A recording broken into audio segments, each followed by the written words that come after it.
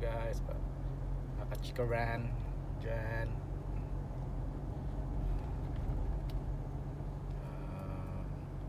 So karon ako'y plan mag workout, so kailangan ako mag-workout din karon.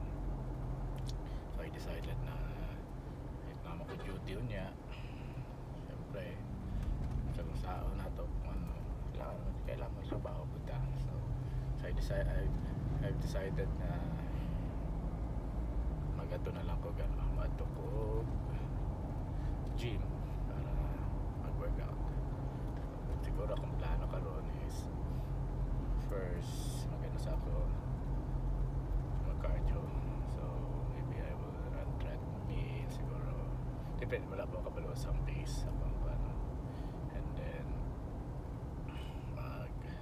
just workout siguro ko for a while, yun, gamay lang mga siguro 12 reps, then 3 na cycle.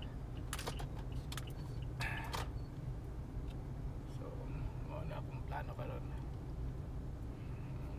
para puhon, syempre dagang tagapila na puhon na mga marathons. So at least ready na ta, at least makakuha po tag good PR. Ay, so far pinaka goods na ako na nakuha for 10, siguro 1 hour and 1 minute, something like that. And then sa 5k is around, sa 5k is 28 or 29 to siya kung PR. So I need to step up yun, especially in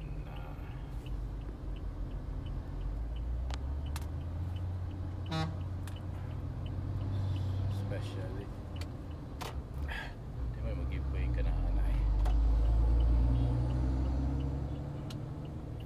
especially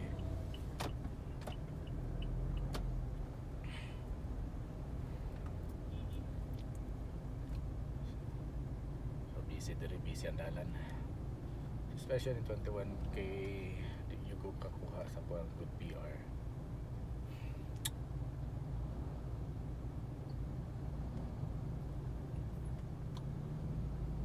So akong itong first na ako na ito